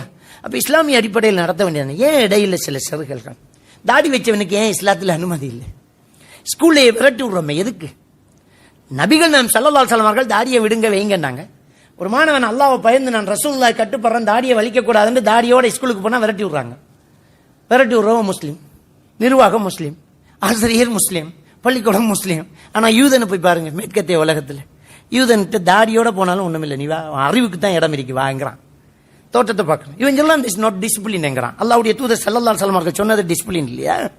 அல்லாஹ்வுடைய தூதரை கேவலப்படுத்துறோமா? கவர்மெண்டே அனுமதிக்கு தாடியோட படியன், நாம தான் அதை கெடுத்துக்கிட்டு இருக்கிறோம். அப்ப இந்த இஸ்லாமிய மார்க்கத்துக்குள்ள பாவங்கள் நடக்கிறதுக்கு இடம் வைக்க கூடாது. ஏன் நம்ம வகுப்புகள்ல நடக்கக்கூடிய ஒவ்வொரு விஷயங்களையும் பெற்றோர்கள் போய் கேளுங்களேன், ஏன் தாடியோட அனுமதிக்கிறீங்கன்னு கேளுங்க. அதே மாதிரி இந்த ஸ்கூல்ல போய் கேளுங்க. போன்ல ஒன்றுமே நீங்க அனுப்பாதீங்க. உங்க PDF எல்லாம் பிரிண்ட் எடுத்து கொடுங்க, காசை தரேன்னு சொல்லுங்க. அது ஒன்றும் பெரிய செலவாகாது. என்ன டாக்குமெண்ட் கொடுக்கணும் அதை பிரிண்ட் எடுத்து கொடுங்க சார், நாங்க காசை கொடுக்குறோம். நீங்க போன்ல அனுப்புறீங்க, அந்த போன்ல அவன் பார்க்கறான், அந்த நேரம் அவன் போன்ல முழிச்சிருக்கிறான். ஜாமத்தில் பிள்ளைகள் போன்ல இருக்கிறத ஆசிரியர்கள் கவனிக்கிறாங்க. அவங்க சொல்றாங்க, ஆசிரியர்கள் போன பார்க்கறாங்க, 1 மணிக்கு பிள்ளை ஆன்லைன்ல இருக்குது. அப்ப யாரோட சட் பண்ணிட்டு இருக்குது? அப்ப என்ன நடந்துகிட்டு இருக்குது? அப்ப பிள்ளைகள் தூங்கல. பெற்றோர்கள் நாம போனை வேண்டி கொடுத்துட்டோம். அப்ப போனை வேண்டி கொடுத்துட்டு நாம ஒதுங்கிட்டு தூங்கிட்டோம். பிள்ளைகள் தூங்கலைங்க. விடிய விடிய இரவு நேரத்தில் தூங்காம அந்த பிள்ளைகள் முழிச்சுக்கிட்டு இருக்கு. அதனால ஞாபக சக்தி குறைஞ்சு போச்சு. அல்லாஹ்வுடைய ஒரு அற்புதமான ஒரு விஷயம் சூரத்து நப. அந்த சூரத்து நபையில் அல்லாஹ் சுப்ஹானஹு வ தஆலா வஜஅல்னா லைல லிபாஸாங்கறான். நாம் வஜஅல்னா நௌம சுபாத்தா, தூக்கத்தை உங்களுக்கு ஆறுதலாக வழங்கினோம். வஜஅல்னா லைல லிபாஸா, இரவை நாம் உங்களுக்கு ஆடையாக வழங்கினோம் என்கிறான். இரவு ஆடை. இரவு ஆடை என்றால் என்ன? இரவில் நாம் மறைந்து கொள்ள வேண்டும், அதாவது இருட்டில் உறங்க வேண்டும். அல்லாஹ்வுடைய தூதர் ஸல்லல்லாஹு அலைஹி வஸல்லம் அவர்கள் சொன்னார்கள், தூங்கும் போது விளக்கை அணைத்து விட்டு தூங்குங்கள் என்றார். இருட்டில் தூங்க வேண்டும், இரவில் தூங்க வேண்டும். இன்னைக்கு இரவுல தூங்குறதில்ல, இரவெல்லாம் ரோட்ல பகலுக்கெல்லாம் தூங்குறோம். அல்லாஹ்வுடைய தூதர் ஸல்லல்லாஹு அலைஹி வஸல்லம் அவர்கள் சொல்லி தந்த விஷயங்களும் அல்லாஹ்வுடைய குர்ஆனும் எவ்வளவு அற்புதமானது தெரியுமா? இன்னைக்கு டாக்டர்கிட்ட போறாங்க, நோய் ஏற்படுது, மறதி ஏற்படுது, டெமென்சியா, அல்சைமர் போன்ற நோய்கள் 65 வயசுக்கு பிறகு ஏற்படக்கூடிய ஒரு நோய், மறதி நோய்.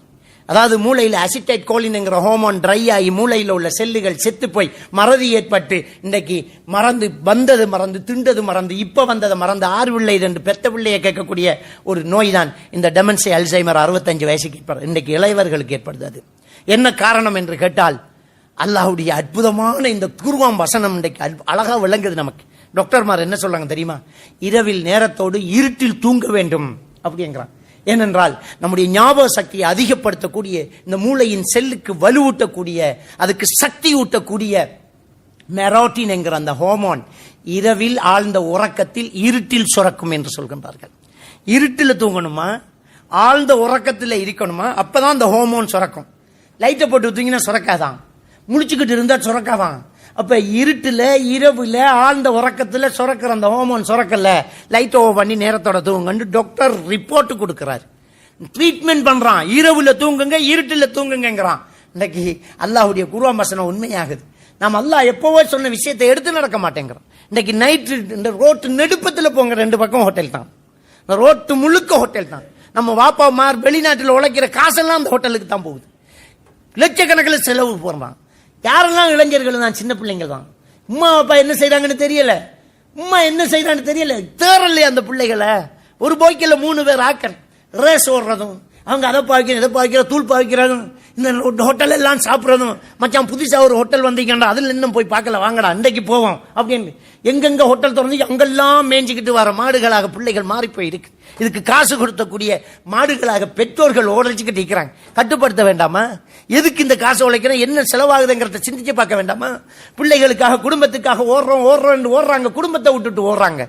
பிள்ளைகளோட உட்கார்ந்து பேசல, ஊர்ல இருந்து தொழில் செஞ்சாலும் பிள்ளைகளை உட்கார்ந்து அவங்களோட சாப்பிடல, அவங்களோட பேசல, அவங்களோட பழகல. அப்ப இப்படி பிள்ளை வளர்த்தா பிள்ளைகள் சரியா வளருமா? சிந்திச்சு பாருங்க. ஆக இளைஞர்களை நம்முடைய கண்ட்ரோல வைக்க வேண்டும். போன் கொடுக்க கூடாது, பைக்கு கொடுக்க கூடாது, போதை வஸ்து பாவனைக்கு ஆளாகிறாங்க, தேவையில்லாத நட்புகள் வருது. வயதுக்கு மூத்த நட்பு ஆணுக்கும் தேவையில்லை, பெண்ணுக்கும் தேவையில்லை. அந்தந்த வயசோட அந்த சேம் ஏஜ் குரூப்போட நம்ம இருக்கணும். ஏன்னா வயதுக்கு மூத்த நட்பு வேற பழக்கங்களை உருவாகுது. மேற்கத்திய கலாச்சாரம் மாதிரி இங்க வருகுது பாருங்க. போன கிழமை ஒரு திருமணம், ஒரு டிவோர்ஸ் வழக்கு என்கிட்ட வருது. ஒரு டிவோர்ஸ் வழக்கு வருதுங்க. கல்யாணம் முடிச்சு 2 கிழமை தேவையில்லைன்னுட்டாவ. அவன் கெஞ்சுறான், ஏன் என்ன பிரச்சனை? அவ பச்சா சொன்னா எனக்கு ஆம்பளையில இன்ட்ரெஸ்டே இல்லைன்னுட்டான். அவள் ஒரு ஆம்பளையில எனக்கு இன்ட்ரெஸ்ட் இல்ல அப்படிங்கிறா. அவ ஒரு லெஸ்பியன்ங்கிறா. நம்ம முஸ்லீம். இன்னைக்கு எத்தனை ஆண்கள் அப்படி இருக்கிறாங்க, நான் கேங்கிறான். இதெல்லாம் என்ன காரணம்? அல்லாஹ் படைக்கும் போது ஒரு ஆண் பெண்ணைத்தான் படைச்சதாக அல்லாஹ் தஆலா திருக்குர்ஆன்ல சொல்லி காட்டுறான். ஆணையும் பெண்ணையும் படைத்த அந்த 2 பேர்ல இருந்து ஆணையும் பெண்ணையும் தான் நாம் பல்கி பெருக செய்தேங்கிறான். 3வது பாலினம் என்பது கிடையவே கிடையாது. இந்த 3ஆம் பாலினம் உருவாக்கப்படுகிறது. அது இந்த மேற்கத்திய உலகத்தை பார்த்து, வீடியோக்களை பார்த்து, போனை பார்த்து, இன்டர்நெட்டை பார்த்து, அவனுக்குள்ள இருக்கக்கூடிய உணர்வுகளை தட்டி எழுப்பி, எண்ணத்தை மாற்றி, மனநிலை மாற்றி உருவாக்கப்பட்ட ஒரு சமுதாயமாக அந்த உருவாகுது. இன்னைக்கு அப்படி நிறைய பேர் அப்படி மாறிட்டு இருக்கிறாங்க. அப்ப இதுக்கெல்லாம் காரணம் வயதுக்கு மூத்த நட்பு, பெரியவங்களோட பழகிறது. பெரிய வயதில் உள்ளவனுக்கு சின்ன வயதில் உள்ள நட்பு வரக்கூடாது. அவன் வயசுக்கு நோமலா இருக்கிறது இவன் வயசுக்கு அப்நோமல் ஆகும். என் வயசுக்கு நான் பேசுற பேச்சுக்கள் என்ற வயசுல உள்ளாக்களுக்கு தான் நோமல். சின்ன பிள்ளைகளை வச்சுக்கு நான் பேசுற பேச்சு அவனுக்கு தூசணம். சகோதரர்களே, எதுக்கு தேவையில்லாத இந்த நட்பு? வயசுக்கு மூத்த நட்பு. ரொம்ப கவனமாக இருக்க வேண்டும். அப்ப நட்புகளை கவனிக்க வேண்டும், யாரோடு பழகிறான் என்று கவனிக்க வேண்டும். பெற்றோர்கள் பிள்ளைகளோடு நேரம் கூடுதலாக ஒதுக்க வேண்டும். ஒரு தப்பு செஞ்சா அந்த காலத்தில் என்ன கேட்பாங்க தெரியுமா? வாப்பாவோட இருந்து சோறு தண்டிக்காரா நீ என்று கேட்பாங்க. அப்படின்னா என்ன அர்த்தம்? வாப்பாவோடு கூடுதலாக இருக்கக்கூடிய பிள்ளை கெட்டு போகாது. இப்ப வாப்பாவோட பிள்ளை இருக்கிறதே இல்லையே. ஹாய் பாய் விட்டுட்டு போறோம், ஹாஸ்டல்ல சேர்க்கிறோம், வெளிநாட்டுக்கு அனுப்புறோம், அங்க போறோம் இங்க போறோம். பிள்ளைய வாப்பா சந்திக்கல, அவன் வேற ஒரு சமுதாயத்தை சந்திச்சுட்டு இருக்கிறான். பிள்ளைகளை கண்டிப்பாக நம்முடைய கண்ணுக்குள்ள வச்சு வளர்க்கணும். இது நமக்கிட்ட தரப்பட்ட ஒரு அமானிதம். இந்த அமானிதம் பற்றி அல்லாஹ் நாளை மறுமையில விசாரிப்பான். அல்லாஹ் தஆலா நம் அனைவரையும் ஈமானோடு வாழ வைத்து ஈமானோடு மரணிக்க செய்வானாக. பொறுப்புகளை சரியாக நிறைவேற்றுவது என்னுடைய உங்களுடைய கடமை என்பதை நாம் எல்லோரும் உணர்ந்து கொள்ள வேண்டும். அல்லாஹ் தஆலா நம் அனைவருக்கும் தௌஃபீக் செய்வானாக.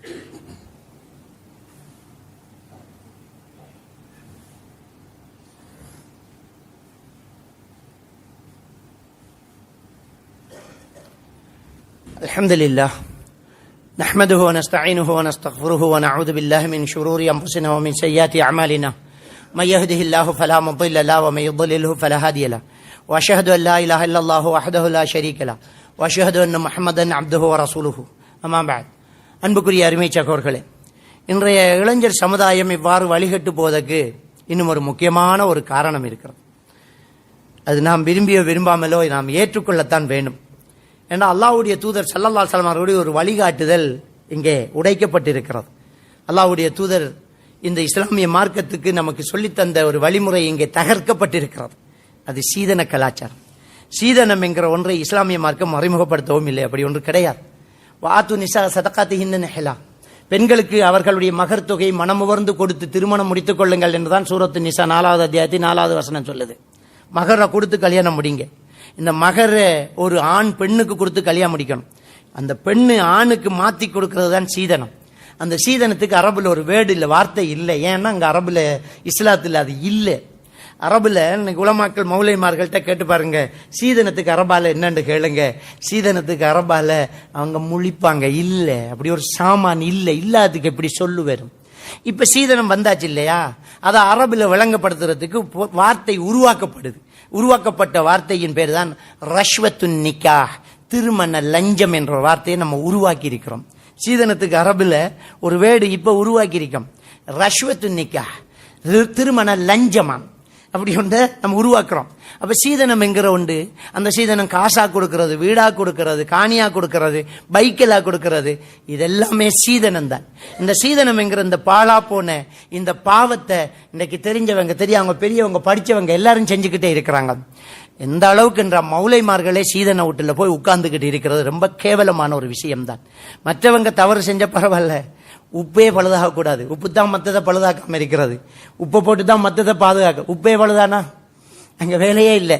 உலமாக்கள் முதல் மாறணும், அறிஞர்கள் மாறணும். அவங்க சீதன வீட்டுல இருக்கக்கூடாது, சீதனம் கொடுக்கிற இடத்துக்கு போகக்கூடாது, சீதனம் எடுக்கக்கூடாது. தண்ட பிள்ளைக்கு சீதனம் கொடுக்கவும் கூடாது, தம்மள பிள்ளைக்கு சீதனம் எடுக்கவும் கூடாது. சீதன கல்யாணம் சொந்த தங்கச்சிக்கு நடந்தாலும் போகக்கூடாது சகோதரர்களே, சொந்த தம்பிக்கு நடந்தாலும் போகக்கூடாது. ஏண்டா அல்லாவுடைய மார்க்கம் பெருசா, நம்முடைய உறவுகள் பெருசாண்டா இஸ்லாம் தான் பெருசு, மார்க்கம் தான் பெருசு, அல்லாஹ் ரசூல் தான் மேல இருக்கணும். பெருமானா ஸல்லல்லாஹு அலைஹி வஸல்லம் சொன்னாங்க, புகாரி கிரந்தத்தில் பதிவாயிருக்கக்கூடிய ஒரு ஹதீஸ், ஸலாஸத் மன் குன்ன ஃபீஹி யஜிது ஹலாவத்துல் ஈமான், மூன்று விஷயம் எவன்கிட்ட இருக்கிறதோ அவன்கிட்ட தான் ஈமானின் சுவை இருக்கும். ஒன்று, அல்லாவும் தூதரும் எல்லாத்தையும் விட நேசத்துக்குரியதா இருக்கணும். ரெண்டாவது, எதையாவது நேசிச்சா அல்லாஹ் ரசூலுக்காக நேசிக்கணும். மூணாவது, குஃபுர்ல போறது, நெருப்பில போறதை விட வெறுப்பா இருக்கணும். அப்ப அல்லாவை நேசிச்சா அல்லாஹ்க்கு மாறு செய்யற தங்கச்ச எப்படி நேசிக்கிறது? தம்பி சீதனம் எடுத்து கல்யாணம் முடிக்காண்டாடே, இது பிள்ளை, நான் வரமாட்டேன் ஒதுங்கணும். இது போய் பாத்தியா ஓதிட்டு வர்றது, இல்லாட்டி பாத்தியா ஓதுறது, பிள்ளை கண்டுட்டு பார்த்துட்டு வர்றது. எப்படிங்க அதுல நடந்து கொள்றது, எப்படி அதுல கலந்து கொள்றது? முதல்ல அதை திருப்பி கொடுத்துட்டு வரணும். இன்றைக்கு இளைஞர்கள் இன்றைக்கு ரோட்டா ஜாமத்துல சுத்துறான்டா, அவன் பொறுப்பில்லாதவனா இருக்கிறான்றான் அர்த்தம். வளரக்கூடிய இளைஞர்களுக்கு சொல்லாம சொல்றோம், எவனாலும் ஊடு கட்டுவான், எவளுக்காவது ஊடு கட்டப்படும், நேர போய் குந்த வேண்டியதான் என்ற ஒரு லேச கொடுத்ததுனாலதான் இன்றைக்கு ஜாமத்துல ரோட்ல சுத்திக்கிட்டு இருக்கிறான். ஒவ்வொரு ஆண்மகனுக்கும் பெற்றோர்கள், டேய் ஊடு கட்டி கல்யாணம் முடிக்கொண்டா, இன்னறைக்கு வளவு கட்டடா ஊட்டுன்னு சொல்லி பாருங்க. 9 மணிக்கு தூங்கணும், காலையில வேலைக்கு போகணும் என்ற பொறுப்பு அவனுக்கு வந்துடும். எதுக்கு நான் ரோட்ல சுத்தணும்? உழைக்கிற காசு ஒரு 5000 ரூபாய் வந்துட்டா அதை போய் ஒரு ஹோட்டல்ல போய் இருந்து சூப்பு குடிக்க மாட்டாங்க, இன்னொரு 5000 ரூபாய் சேர்த்து கல்லு வேண்டி அடுக்கி வைப்பான். அவனுக்கு வரக்கூடிய காசுகளை கம்பி வேண்டுவான், கல்லு வேண்டுவான். எல்லாத்தையும் செஞ்சுட்டு பாப்பா கிட்ட மொத்தமா கொடுத்து வச்சுன்னாங்க, இது சீமந்தி வச்சா கல்லா போய் காசை வச்சுக்கோங்க. நான் கேட்கும் போது சீமந்தி வண்டி தாங்கம்மா. ஒவ்வொரு ஆண்மகனுக்கு ஒரு பொறுப்பு கொடுத்தமண்டா, நீ தான்டா உழைச்சி வீடு கட்டுறது, இருக்கிற உனக்கு இடம், நான் உனக்கு ஹெல்ப் பண்றேன்டாண்டா.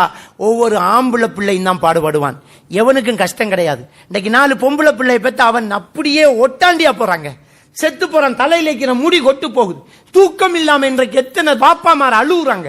ஒவ்வொரு பிள்ளையும் குமராக தலையில கல்லுழுது, நெஞ்சில இடியுழுது, ஹார்ட் அட்டாக் வருது, பிரச்சனைகள் வருது, பைத்தியம் பிடிக்குது, ஸ்ட்ரெஸ் ஆகுது, தூக்கம் இல்ல, மனைவியோடு சேர முடியல, ஆண்மை இல்லாம போகுது. ஆண்மையெல்லாம் இல்லாம போறது இல்லைங்க, ஸ்ட்ரெஸ்ஸால ஏற்படுறது. ஏன்னா பிள்ளைகளை பார்க்க அங்க ஒரு ஆசையும் பெறாது, திங்க இயலாது, ஒன்றும் செய்ய இயலாது, அலங்கரிக்க இயலாது, நல்லா உடுக்க இயலாது, பெருநாளுக்கு உடுப்பெடுக்காத பெற்றோர்கள் எத்தனை பேர் நம்ம இருக்கிறோம். அள்ளி திங்காத, ஆசைப்பட்டு சாப்பாட்டை திங்காத பெற்றோர்கள் இருக்கிறோம். 4 பிள்ளை 3 பிள்ளை பொம்பளை பிள்ளை என்று வெளிநாட்டுக்கு பொம்பளைங்க வர்றதும், வெளிநாட்டுக்கு ஆம்பளையில வர்றதும், ஓவர் டைம் செய்யறதும், விடிய கண்முழிக்கிறதும், வேலையை செஞ்சு சம்பாதிக்கிறதும், பிள்ளைக்கு அத்திவாரம் போடணும், வீடு கட்டணும். இந்த நாசமா போனவர்கள் மாப்பிள்ளை பொண்ணு எடுக்க மாட்டானுங்கள். அழகான பொண்ணா இருந்தாலும் வீடு நிமிந்து பார்க்கிற அளவுக்கு இருக்கணுமா? பொண்ணு பார்க்கிற பேர்ல வீட்டை தான் பார்க்கறான். பெயிண்ட் அடிச்சிக்கா, அண்டர் சீட் பண்ணிக்கா, ஃபேன் போட்டிருக்கா, ஏசி போட்டிருக்கா, மதில் கட்டிருக்கான்னு தான் பார்க்கறான் தவிர பொம்பளை பிள்ளை எப்படி இருக்கான்னு பார்க்கறான்ல. இவன் வீட்டை தான் கட்டி ஆளுவான். நம்ம பிள்ளையோட இறக்கமா இருப்பானா? அந்த பிள்ளைய பேருக்கு கல்யாணம் முடிச்சு நாம கொடுத்த கார்ல இருந்துகிட்டு நம்ம பிள்ளை கட்டி வச்ச வீட்டுக்குள்ள படுத்துக்கிட்டு எவளோடையாலும் போன் பேசுறான். அவன் ஏற்கனவே லவ் பண்ணவளோட டாவ் அடிக்கிறான். இன்னைக்கு என்ன காரணம்? இந்த சீதனம் தான் காரணம். ஒவ்வொரு ஆண் பிள்ளை, நீ தான்டா ஆண், நீ ஆம்பளடா, ஊட்ட கட்டி பொண்ணு எடுத்துக்கடாண்டா.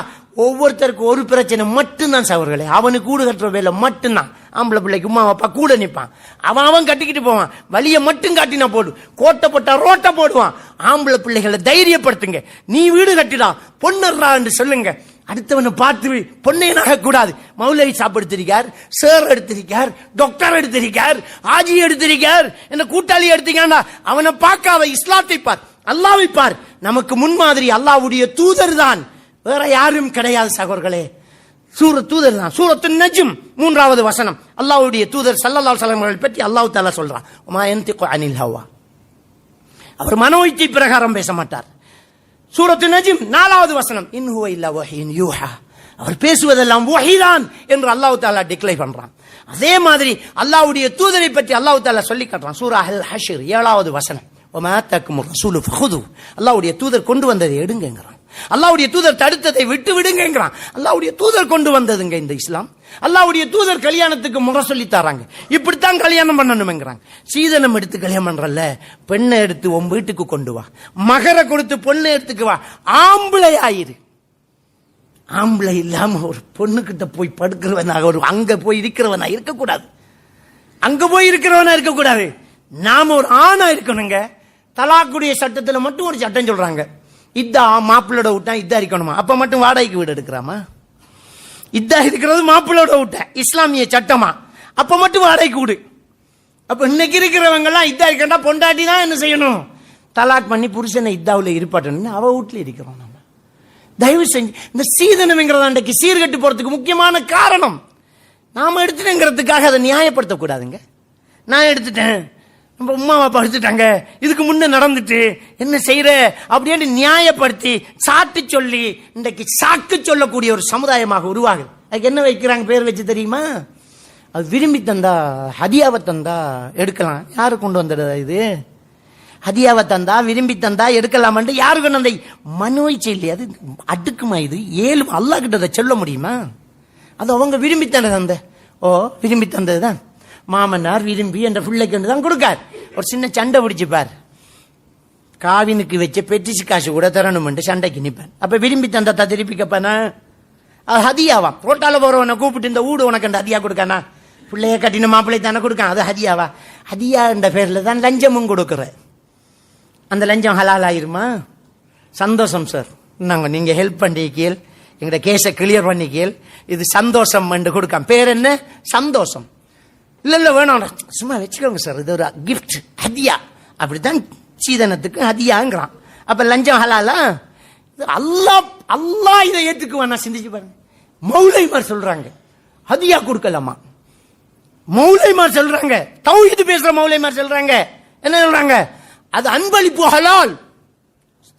வாயில வருது, மிம்பர்ல நிக்கிறேன், அன்பளிப்பு ஹலால் என்று உலமாக்களை இந்த மக்களை வழிகெடுத்தா எப்பப்பா இந்த பாவத்தை திருத்துற?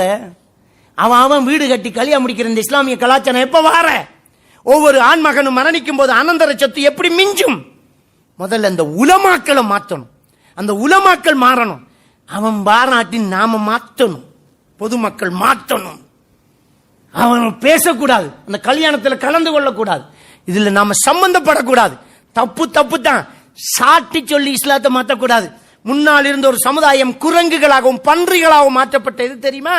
புத்திய பயன்படுத்தினதுக்கு. புத்திய பயன்படுத்தினது. சனிக்கிழமை மீன் பிடிக்க போடான்னு அல்லாஹ் சொன்னான். ஓகே, சனிக்கிழமை மீன் பிடிக்கல, வெள்ளிக்கிழமை மடு வெட்டின. கடல் பெருகி சனிக்கிழமை மீனோட வரும், கடல் பெருகும், கரைக்கு வரும். அப்ப சனிக்கிழமான் வரும், அப்ப மடுவை வெட்டினா வரும். மீன் பிடிக்கணும் அல்லாஹ் சோதிச்சான். என்ன செஞ்சாங்க? வெள்ளிக்கிழமை வரவை வெட்டினாங்க, ஞாயிற்றுக்கிழமை மீன் எடுத்தாங்க. அல்லாஹ் கிட்ட என்ன சொன்னாங்க? நாங்க சனிக்கிழமை மீன் பிடிக்கல. இந்த தந்திரமா பண்ற, நான் சனிக்கிழமை மீன் பிடிக்கணும் அந்த வேலை காத்துறியா நீ? அவ்வளவு வெறும் குரங்கு பன்றிகளாக மாற்றப்பட்டார்கள், அவர்கள் அழிக்கப்பட்டார்கள் என்று குர்ஆன் சொல்லுது. இந்த தந்திரத்தை தானே இன்னைக்கு சீதனத்துக்கு சொல்லி உலாத்துறோம் நம்ம. வெக்கம் இல்லையா? அன்பளிப்பு ஹலாலாம். எவன் அன்பளிப்பு கொடுத்துட்டு கண்ணீர் சிந்தாம இருக்கான்? எவன் சந்தோஷமா கொடுக்கான்? உள்ளுக்குள்ள அழுதுகிட்டு வெந்து நொந்து கொடுக்கிறான். ஒரு வீடு கட்டுற செலவு தெரியுமா? ஒரு ஆணை அசைஞ்சு திங்குமா, வீடு அசையாம திங்குமா, கொட்டை கொட்டை வாங்கி எடுத்துட்டு எவ்வளவு கஷ்டம் ஒரு மனுஷனுக்கு. 2 புள்ள பொம்பளை பிள்ளை இருந்தா முடிஞ்சு போச்சு, அவன் நிலைமை முடிஞ்சு. இதுக்கு வக்காலத்து வாங்குறது எவ்வளவு அநாகரிகமான ஒரு விஷயம். தயவு செஞ்சு இந்த பிள்ளைகள்கிட்ட, நம்முடைய ஆம்பளை பிள்ளைகள்கிட்ட இதையும் சொல்லி பாருங்க. நீ உனக்கு வீடு கட்டுடா. ஆண்களே, இளைஞர்களே, நீங்க அடுத்தவரை பார்க்க வேண்டாம், நீங்க ஹிம்மத்து வைங்க. நான் வீடு கட்டி பொண்ணு எடுப்பேன்னு நினைங்க. நீங்க கட்டுற வீடு ஆரம்ப வீடு ஒரு குடிசையா கூட கட்டலாம். கல்யாணம் முடிச்சிட்டு போக போக அது மாளிகையா மாறும். நான் கல்யாணம் முடிச்சேன். ஊடே இல்லாத நேரத்தில் ஒத்தியில இருந்துகிட்டு வாடகை வீட்டுல இருந்து கல்யாணம் முடிச்சேன். இன்னைக்கு அப்சியார் வீட்டுல இருக்கிறேன். ஒரு ஓடுறதுக்கு ஒரு புஷ் சைக்கிள் இல்லாம தான் கல்யாணம் முடிச்சேன். இன்னைக்கு கார் வச்சுட்டு இருக்கிறேன். ஏன் முடியல? அல்லாஹ் கார் ஓடுவான் என்று எழுதியிருந்தா அந்த எழுத்துப்படி ஓடுவோம். அதுக்கு இன்னொருத்தன் பிச்சை எடுக்க தேவையில்லை. நாம உழைச்சு ஓடுறதுக்கு அல்லாஹ் வாய்ப்பை வைப்பான். சூரத்துல் அன்ஆம் 59வது வசனம், ஒமா தஸ்குது மின் வரகத்தின் இல்லா யஅலமுஹா. ஒரு மரத்தில் இருக்கிற இலை கூட அல்லாஹ்வுடைய நாட்டத்தில் இல்லாம கீழே விழாதேங்கறான் அல்லாஹ். அல்லாஹ்வுடைய எழுத்துல இல்ல, அல்லாஹ்வுடைய அறிவில் இல்லாம ஒரு இலை கூட கீழே விழாதேங்கறான். சூரத்துல் ஹூத் 6வது வசனம் அல்லாஹ் தஆலா சொல்றான், ஒமா மின் தாபத்தின் ஃபில் அர்லி இல்லா அலல்லாஹி ரிஸ்குஹா. ஒவ்வொரு உயிருக்கும் ரிஸ்க் பொறுப்பை நான் எடுத்துட்டேங்கறான். எதுக்கு மாமனாட்ட போய் கேட்கணும்? எதுக்கு மச்சினன்ட்ட போய் வக்காலத்து வாங்கணும்? நாம அல்லாஹ் கிட்ட பொறுப்பை கொடுத்திருக்கிறோம். அல்லாஹ் நமக்கு ரிஸ்க் தருவான். இளைஞர் சமுதாயமே, யுவதிகளே, நீங்க கொஞ்சம் சிந்திச்சு பாருங்க. நாங்க சீதனம் எடுக்காம தான் கல்யாணம் முடிப்போம். நான் வீடு கட்டி தான் பொண்ணு எடுப்பேன். வீடு கட்ட வசதி இல்லையா? கல்யாணம் முடிக்க ஆசரிக்கா? ஒரு வாடகை வீட்டுல இரு, அல்லாஹ் உனக்கு பரக்கத்து செய்வான். கொமர்காரியம் பேப்பர் எடுத்துட்டு வராங்களே ஒரு பொம்பளை புள்ள, கொமர்காரியம் உதவி செய்யுங்க, அவங்களுக்கு ஹதியா கொடுக்காதீங்க, அது ஹராம். ஆம்பளை காரியத்துக்கு உதவி செய்யுங்க. ஒரு பையன் உழைச்சிட்டு, என்னடா இதை வச்சுக்கோடா, கல்லு வண்டுடா, கம்பு வண்டுடா, இதை வைடா, உனக்கு நான் உதவி செய்யறேன்டாண்டு ஆம்பளைகளுக்கு உதவி செய்யுங்க. வீடு கட்டி பொண்ணு எடுக்கிறதுக்கு இந்த சமுதாயத்தினுடைய தலையெழுத்தை மாற்றலாம். இன்றைக்கு இல்லாட்டியும் நம்முடைய வாரிசுகள் நல்லா இருக்கலாம். அல்லாஹ் தஆலா நம் அனைவரையும் ஈமானோடு வாழ வைத்து ஈமானோடு மரணிக்க செய்வானாக. வாஹிரு தஅவானா அல்ஹம்துலில்லாஹி ரப்பில் ஆலமீன்.